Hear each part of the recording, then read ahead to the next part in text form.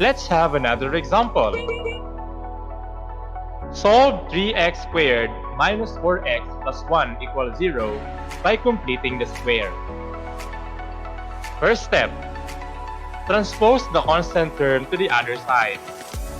3x squared minus 4x equals negative 1. In this example, the numerical coefficient of the quadratic term is 3, unlike the first example which is 1. So the second step is to factor the left side to obtain 3 times the quantity x squared minus 4/3 x equals negative 1.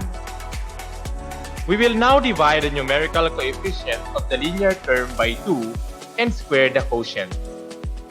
Negative 4/3 divided by 2 equals negative 4/6 or negative 2/3. The square of negative 2/3 equals 4/9. We now complete the square.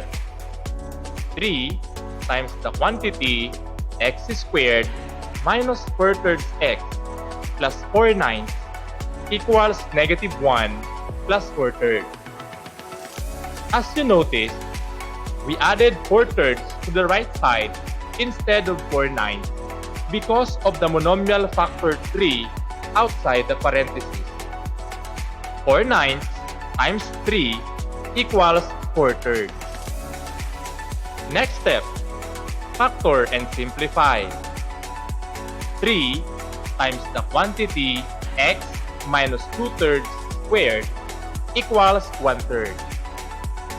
Negative 2/3 here is just the quotient we obtained after dividing negative 4/3 by 2 on the second step.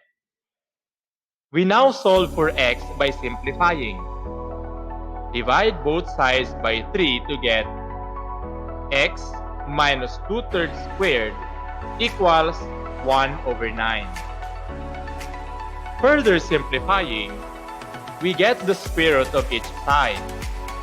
We now have x minus 2/3 equals positive negative 1/3. And we can now solve for x. X equals 2/3 plus or minus 1/3. Therefore, the values of x are x equals 2/3